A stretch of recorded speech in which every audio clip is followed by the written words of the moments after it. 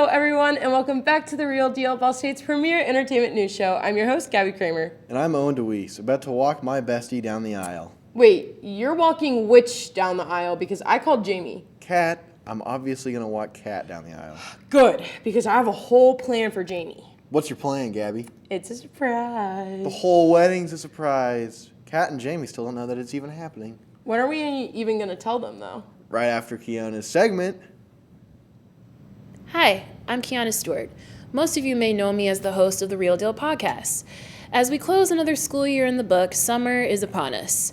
In the words of everybody's favorite snowman who loves summer as much as we all do, Olaf, put me in summer and I'll be a happy snowman. In this case, I will be one happy college student who won't have to worry about loads of homework that we all panic about, the late nights, the times where you might want to lash out at your professors because God knows what. You know who you are, by the way. But guess what? You won't have to worry about that for the next 3 months. It's freaking summer vacay, guys. And you know what that means? Summer entertainment.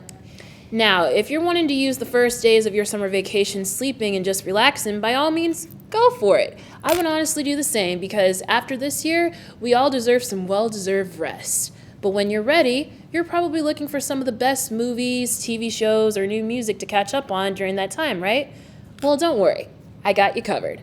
First, I want to give you my summer movie recommendation for the summer. I'll give you one hint. Marvel.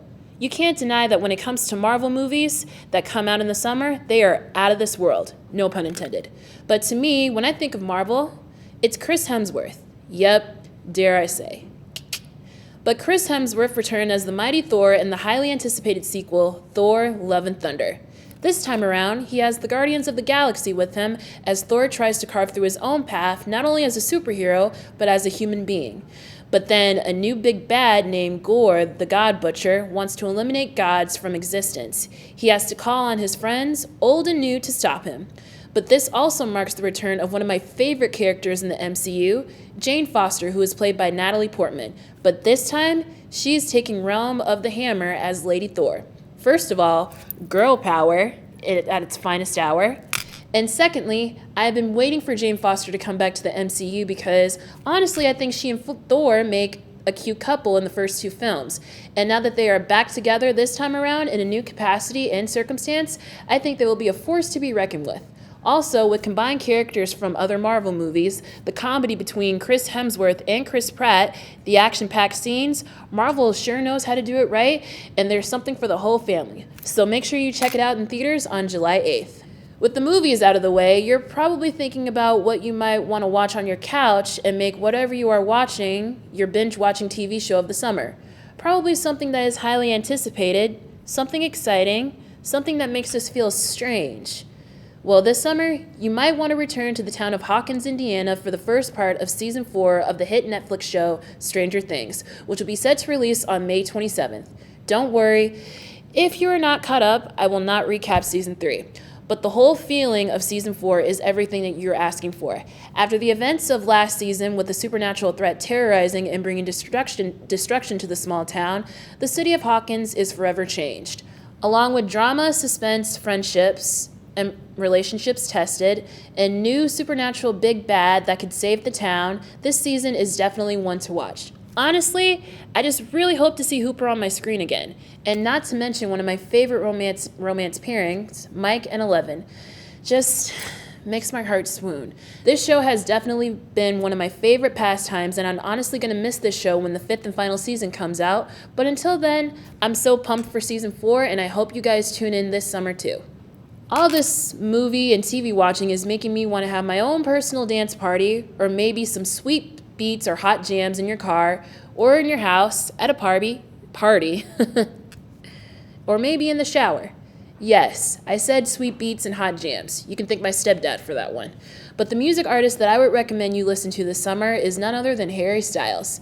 I know, dare I say it, I've fallen under his spell. Fangirls out there, sorry I'm late to the game. But his highly anticipated third studio album, Harry's House, which is set to be released on May 20th, I have a pretty good hunch that this will be the album of the summer. Taking a different approach with the sound of his music, Harry dives into being the center of his own world, what it means to be in the house that you've created yourself. To me, that has a very artistic and deeply creative concept. Being home simply has this feeling of peace and serenity, and his home is music.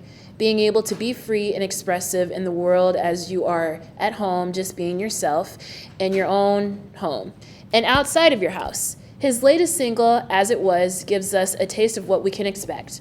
Beautiful lyrics, the sound of indie rock through the whole track, and Harry making our hearts melt with his incredible voice. I am so excited for this album. Honestly, if his Coachella performance was a sneak peek of what to expect with this album, I will have it on repeat all summer long.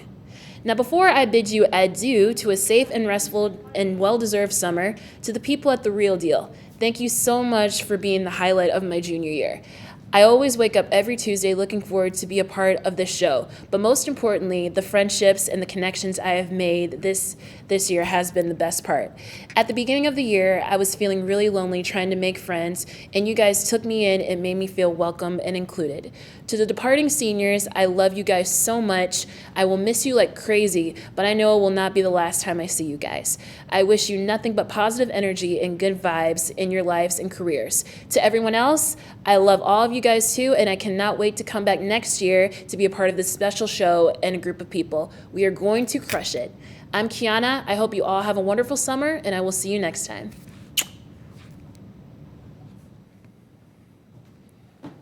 I'm sorry, what? We're getting married.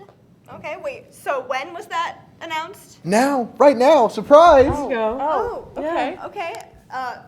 Okay. All right. Yes. I am so excited for this. This is going to be the best wedding ever. If anything bad happens, I am going to kill. Not kill. But be seriously upset. You've been planning this so long, it makes sense. Feels like a lifetime. They truly grow up so fast. They do. Jamie's getting married and graduating. Tears will be shed. Tears need to stop being shed, is all I'm going to say. All I'm saying is Steven's segment better be all about the happy couple. Hi, I'm Stephen Jeffrey Mason. Today, I'm going to teach you something of questionable value that you probably don't even want to learn about. Blood sacrifices. What? You mean I'm not allowed to do the economics lesson about blood sacrifices? Okay. Okay, fine. Instead, I'll talk about the future. It's up to you to decide which of these topics is worse. So here's my bullet points on what's going to happen in the coming decades, circa today. First and foremost, pharmaceutical companies. You thought that Big Pharma was going to be the good guy at any point in time? Well, surprise, surprise, they actually will be. With the crash course that recreational drugs are on with legalization, it's only a matter of time until someone cashes in. And be real here. If you were into that kind of thing, you'd prefer the safer option over some wacky street powder that's at best salt and at worst a touch of death combo against your circulatory system. These big corporations will get bigger and bigger because they have the brightest minds, the greatest resources, and worst of all, everything you want. Speaking of power, Elon just bought Twitter. The word technocracy has never been more relevant. He's pledged to be pro-free speech, but words aren't purchased for $44 billion. It sure would be nice if there were at least 4 or 5 viable substitutes for Twitter, but the longer we go, the dimmer the light of hope is looking on that one. Maybe they'll kneecap themselves like Netflix have, and we'll have a nice civil war online if they do or if they don't. I remember I miss lambasting people for browsing Tumblr back in the day, so we might look forward to that level of online discourse in the decades to come. Lastly, we have to remember that the Industrial Revolution and its consequences were a godsend for humanity. Screw you, Ted Kaczynski.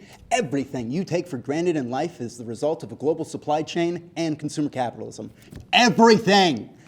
As the unrelenting walk of capitalism marches on to the beat of our purchases, we can only expect our lives to get unsurmountably easier. Yes, there will be inherent problems to the system, but there will be inherent problems to every system that humans control. Really stop and think about it for a second. Do you honestly believe that if every power source was green, all races, sexes, and ethnicities were treated legally, and poverty was a thing of the past, that we would have no more problems? No! No! We'd find any reason to kill each other. That's what makes us human. So any system is doomed to do that kind of stuff. As such, destroying capitalism is tantamount to destroying civilization, which I'm sure some people would probably be into. I call these people nerds. So there you go. Now that you know how the first world is headed with 102% accuracy, you've got everything you need. Personally, I think we're only 2 decades away until literally everything is online. Hope you like interacting with profile pictures. You can always join the Amish, but we both know you're not gonna do that. You wouldn't make it in the wild anyway. So get excited for the next soulless product that corporations shell out, and remember, you prefer it that way. Greeting the future with an unironic smile, I'm Stephen Jeffrey Mason. Goodbye forever. Steven, dude, what are you talking about? We're back! And you look wonderful. Wait, they can't see each other before the wedding. I mean, Well, we kind of have been. shh, close your eyes. Oh. No bad luck on our wedding Oh, day. okay. Wait, but how do I leave now? No, it's okay. Just close your eyes. Okay. Close your eyes. I'm scared. Oh, they look so happy. This is gonna be such a good wedding. Not as good as overall Drew's next segment. Well, guys, this is it. It is now that time where I must say this is the last Drew Goes to the Movies. I want to first say, though, that I have seriously enjoyed being able to do this. Not only has it been very fun to try popcorn from different theaters, but it's also been great to actually go out and watch movies in a theater. I had so many times growing up where I found myself never wanting to go to a movie theater and instead waiting for it just to come out on streaming platforms. This show that I have introduced has been the way for me to recognize again how much I love going to see a movie in an actual theater, and not just on television. I think my show alone is the reason why movie theaters will never go out of business. I mean, why wouldn't they? Everyone sees my popcorn reviews and thinks, oh man, I need to go and see a movie myself right now and do my own popcorn reviews. I've only just inspired people to do exactly that, so for that reason, you're welcome. And I will soon be trademarking my intro and outro songs I made specifically for the show. Mark my words. You can't take it or reuse it. I'm looking at you, Noah. No, but in all honesty, though, I've had a really amazing time being able to do this and talk to you all about movies and how much I love them. And thank you to Emily for being my camerawoman throughout all these reviews. And if you want to see more film reviews from me, make sure to follow me on my letterbox at Drew Schuler, since I use that site quite often. Thank you very much. So with that, let's send it over one last time to Drew from the past and present to you the final Drew Goes to the Movies. Roll the clip. Drew Goes to the Movies. All right, real deal, folks. We're back at it again with another popcorn review. Today we're at the Living Room Theaters next to where the Bottle Works Hotel is down in downtown Indianapolis. We go see everything everywhere all at once. This is so different. It came in a bowl. You can like order meals and stuff here, which I thought was pretty crazy. Try this out. One bite, everybody knows the rules. I'm dropping it everywhere. They asked for butter too, which I thought was pretty insane. Maybe I should judge it differently, like if it didn't have butter. It's actually pretty good. I'm still spelling it everywhere. I'll give this, honestly, it's pretty good. I'm gonna give this a 7.8. So I'd say it's probably the highest, but that's what you get with most AMC theaters. But pretty good, and I like that it comes in a bowl. So, take you back to future Drew the film review. Drew went to the movies. Drew from the past, thank you so much for being able to do these popcorn reviews and just being wonderful this entire year. Now, like every popcorn review, having some sort of distracting audio in the background, this week we had a gentleman that was playing live music at the theater. Outside where the ticket booth would be, you have to take a flight of stairs to go to the second level where the concessions booth is, as well as a bar area. Yes, I could have drank when I saw this movie, but I decided not to because I have to stay sober enough to review the popcorn and gather all of my thoughts and opinions when I watch this week's movie. But if you are of age and want to drink while watching something like, say, Sonic the Hedgehog 2, you can do that at the Living Room Theater. I really like this place a lot, though, and I think the theaters themselves were definitely on the smaller side, which made me feel like I was watching the movie on my own with my girlfriend, which was pretty nice. But enough about the theater, let's talk about the movies, since that's what I am here for. This film needs no introduction, but I'll give it one. This is the latest A24 film that has come out, directed by the Daniel duo, who were best known before for their work doing Swiss Army Man. This film, in my mind, can potentially go on to win a lot of awards, and with only the help of around 5 or so crew members, this film was definitely considered to be more of an indie and low-budget one. But this makes it all the more impressive of what I consider to be a sci-fi, meets horror, meets action, meets comedy film. But also, you probably already know what it is because I literally said it in the popcorn review. That is Everything Everywhere All at Once. Oh my God, you guys. This has got to be one of the most creative, most thought-provoking, action-packed, and one of the funniest films I have seen in quite some time. And I know that saying is thrown around a lot, maybe not with me in particular, but others like to say that. But how sincere do you think they are when they say that statement? Well, call me out if I'm wrong, but saying this one is as good as it gets in recent times just feels like the right thing to say. Now, without giving too much away, as I really believe this is one of those that you should not go into knowing anything or expecting anything, I will, though, give you a short synopsis on what goes on. An aging Chinese immigrant is swept up in an insane adventure where she alone can save the world by exploring other universes connecting with the lives she could have led. Unfortunately, this sweeps her up into an even bigger adventure where she finds herself lost in the infinite worlds of the multiverse. Thank you, Letterboxd, for that. Yes, maybe on paper it sounds pretty simple, not a very in-depth plot. But all I can say is everything you expect to happen in this one, don't. It throws everything on its head, and it is seriously one of the most enjoyable rides I've been on in quite some time. Michelle Yeoh stars as the lead role in Evelyn, and along her is her husband, Ke Huy Quan, who plays my favorite character, Waymond.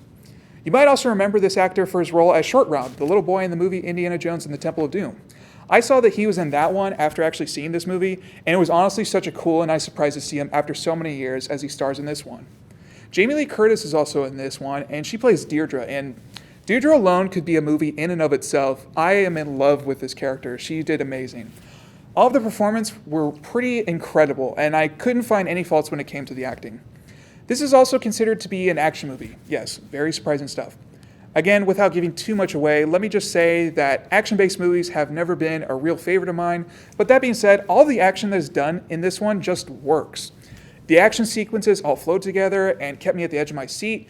And another big thing, and this is coming from a video production major, is that sometimes when it comes to fast-paced moments, the cuts between shots are almost too quick to the point where I'm not sure I can keep up with it and follow it.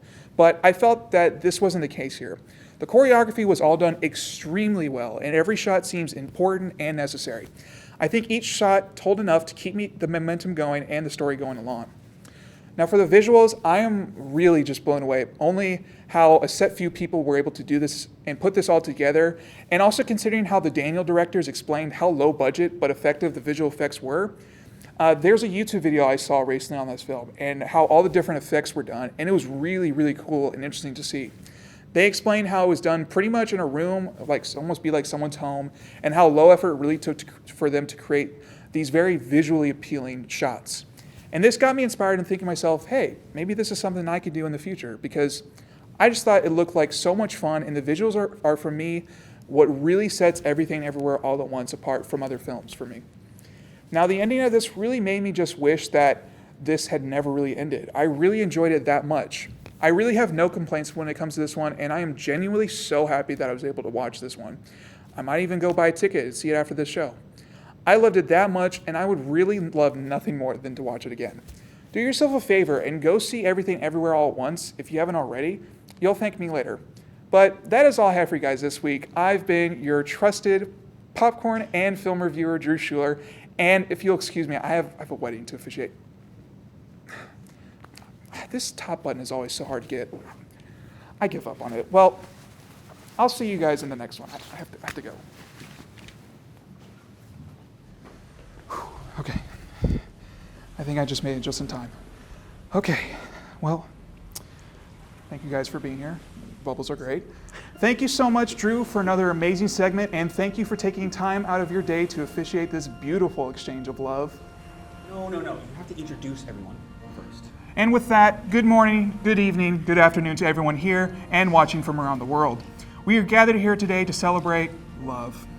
You still literally have not introduced anyone. I heard you. When #Kami first laid eyes upon one another, lightning had struck. They knew that this was love at first sight, a love that breaks all barriers and knows no bounds, even when Kat was the host of Real Deal. I didn't know Kat was the host of The Real Deal. Nobody did. Yeah, no one actually remembered that. But they knew that this love was to last for a lifetime, and I understand the two of you have prepared your vows for one another? Yes. Okay, here we go. Kat, I vow to always listen to Taylor Swift with you, especially if it's our Lovers album. I vow to help you dye your hair whenever the urge hits you. I vow to drive around with you on late nights and make sure you feel all your feelings. Or, if anything, I'll give you gas money if I don't want to go. I vow to never order Jimmy John's in your presence. And I vow to support you in any and all creative endeavors, be it media, theater, or otherwise. And finally, I vow to love you until the end of time or until this bit stops being funny. I give that a 6. Okay, rude. Continue. Can I write it? Okay. 1 second. One more second. Okay. Jamie, I vow to never purposely kill your D&D character. I vow to always think of you when I'm listening to Taylor Swift. I vow to never pay when I go and watch a movie at AMC. As you should not. Correct. I vow to always respond to every single one of your fit checks. Thank you. And I vow to love and cherish you forever. Not bad. Solid B-, I'd probably say. Bro, really? I got a B-. Now, if anyone has an objection as to why these two should not be wed, speak now or forever hold your peace. I actually would like to say something. No objections at all. Well, then, by the power vested in me by Dom Caristi, I now pronounce you two married. You may kiss the bride. Yay. We're married! And now a toast from Noah. Woo! Alrighty, so for my very last Real Deal segment, I wanted to talk about a YouTube channel that I'm very, very fond of. It is called Defunctland. And because this is my last segment, I decided I was going to improv this. So this might either be an hour long or 2 minutes. We'll see. I got some notes on my phone, but I'll just jump into it. So Defunctland was started by a man named Kevin Perjurer, and it is basically, he makes these very well-made documentaries about defunct theme park rides. So and the very first one was about the extraterrestrial alien encounter at the Magic Kingdom in Walt Disney World, which, if you don't know, was this terrifying ride where you meet an alien and then he escapes and runs around, and it traumatized a generation of kids. I got to ride the Stitch ride, so, no complaints here. So he also has the Defunct TV, where he has several, more documentaries about defunct TV shows or no longer airing TV shows. They're mostly PBS Kids, so shout out to those kids that didn't have cable like I did. So there's one about one of my favorite shows from when I was a kid, Between the Lions, which is really, really interesting. There is a 3-part series about Jim Henson and all the shows that he created with Fraggle Rock and, of course, The Muppet Show. Now I'm going to talk about some of my favorite episodes. There are so many, but these are just a few. So I bet you didn't know that there was a proposed theme park, a Disney theme park that was going to be in Virginia, just right outside of Washington, D.C. It was going to be called Disney's America, and there were going to be different sections of the park throughout America's history. So there was like a Revolutionary War area, a Civil War area, and then like a frontier area. But that obviously did not come to fruition because of lots of pushback from the Virginia citizens. There's also a one about it's called Adventures Through Interspace. This was one of the first rides that they made after Disneyland opened. And it was actually the first, if you have ridden a Disney ride, a dark ride, but more specifically the Haunted Mansion, the cars kind of rotate like this, and that was the very first ride to do that. And you could only see what the Imagineers wanted you to see. And so the ride, you get shrunken down to the size of an atom, and you go into a snowflake. And of all of the videos that he's made, this is the one ride that I'm like, if they made, I need to ride this ride. It looks so cool. There's also a video about the very infamous Action Park that was in New Jersey, where a whole bunch of people got hurt. There was just, if you've seen the picture of the water slide with a loop-de-loop, that's Action Park. There's also a really good episode about the Nickelodeon Hotel that I always wanted to go to as a kid. If you grew up with Nickelodeon, then you know exactly what I'm talking about. It was that bright orange hotel with its very own slime bucket outside of the pool. And for everyone in the Midwest, you know about Son of Beast at Kings Island, and that was the wooden roller coaster with a loop, and that also has a really good video about it. Some woman got really, really injured, and it turns out that there were very, very loose safety regulations when it came to that, and they had the Department of Agriculture come inspect this roller coaster, and they said in their report, "We are not roller coaster engineers, so we cannot fully say if this is safe." And Kings Island was like, "Great, thanks," and then opened it anyway. The very last one I wanted to talk about was this was the most recent Defunctland. It is a feature-length video, so it's an hour and 45 minutes about FastPass. And you're probably thinking, how can you talk for even 10 minutes about FastPass? There's where you're wrong. I highly, highly, highly encourage you to check this video out. If you think that you can't devote a movie length, like, you're wrong. It is so interesting. It's very captivating. It is actually the highest rated. It's the most watched video on this YouTube channel. It has 10 million views. So if you don't trust me, you can trust the 10 million other viewers. So I think that's all I have to say about Defunctland. Go watch it, subscribe. It's an amazing YouTube channel. If you are a theme park enthusiast like I am, then you will find an episode that you will enjoy. For the very last time, for theme park enthusiasts everywhere, I'm Noah Bush. I'm so excited for this wedding. It's going to be so sweet. It is. I can't wait to hear them confess their love for each other. We all know that they're soulmates. Woo! Just married! What? Woo! What do you mean just married? The wedding hasn't happened yet. No, it just happened. Yeah, where were you? Oh my God. Dude, what? No! Let's inch into final words. Go, run. Well, folks, I guess this is my final word for a while. Johnny Depp. Do I really need to say more? Nightmare. We were actually just talking about this guy, behind the scenes. Sorry. Love Johnny. Prompter. He's so awesome.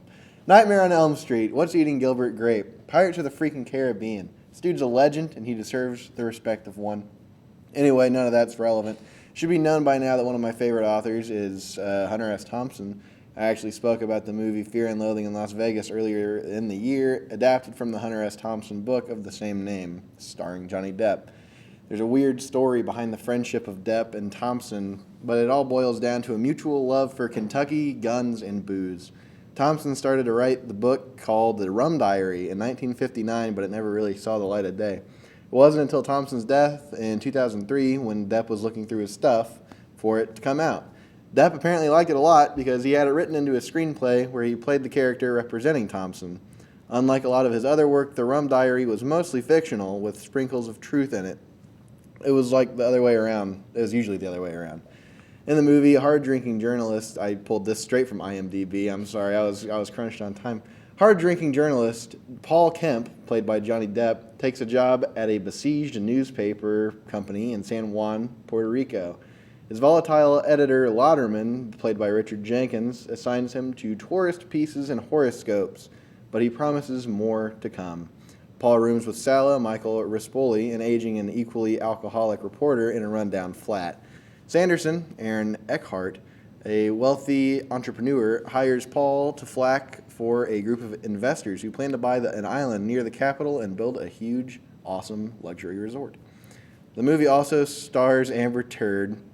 Other than that, the movie's pretty sweet despite the reviews. If you like Fear and Loathing, you'll probably like this. Definitely read the book, too. That's all I have for this year, this semester. I'll pass it over to Gabby one last time. Thanks, Owen. My final word. You know what that means. Time to talk about whatever I please. as it is every week. Thinking of an idea to write about with such a broad selection can honestly sometimes feel really difficult, as it is right now for me trying to come up with my topic. However, it seemed as if I was ignoring the universe's direction as I kept finding myself getting distracted by the comforting voices of the girls we've welcomed into our homes for so many years. The voices of some of the most successful women in our country, like Bible, they're so entertaining. I am, of course, referencing the Kardashian clan. This semester, I've started to binge watch their premiere show, Keeping Up with the Kardashians, available on Hulu, and I've even started watching their newest show, The Kardashians, still available on Hulu. Every Thursday. It is only in its third week if you want to join me. I remember not really understanding the hype that I've heard around the Kardashians, thinking that they were just some rich girls that had a reality TV show. And while that statement is not necessarily false, I never appreciated how good that concept would be. Getting an insider look into the insanely wealthy lifestyle here in the US continually blows my mind over and over again. Every episode, at least once, I find myself saying, oh my God, look at how big that pool is, or oh crap, that is a really nice house. Having interest in fashion and cool houses definitely jump-started my love for the show, but I must say that even my boyfriend watched the show with me and will put it on all by himself, so anyone would like this show. And it's just naturally captivating, and I genuinely can never pay attention to anything else when it's on. Like, it's really bad how much I don't pay attention to anything else. But don't be scared, watch it. I cannot express how much I enjoy the show. There's always some drama going on and no episode is dry. I would rate the show a 15 out of 10 if anybody asked. Well, that's all I have to ramble on with. Forever wishing I was a Kardashian. Gabby, XOXO. As always, thank you for watching. If you want to see anything else from us here at The Real Deal, be sure to check us out on Facebook, Twitter, and our website for all things entertainment. I'm Owen DeWeese, and I hope I can be back on your screen yet again in the fall. And I'm Gabby Kramer. From all of us here at Real Deal, we wish you a successful finals week and the best summer you could ever ask for. Make sure to go rub Frog Baby's nose and throw trash at Owen if you see him for extra finals luck. Thank you so much for watching. Mwah!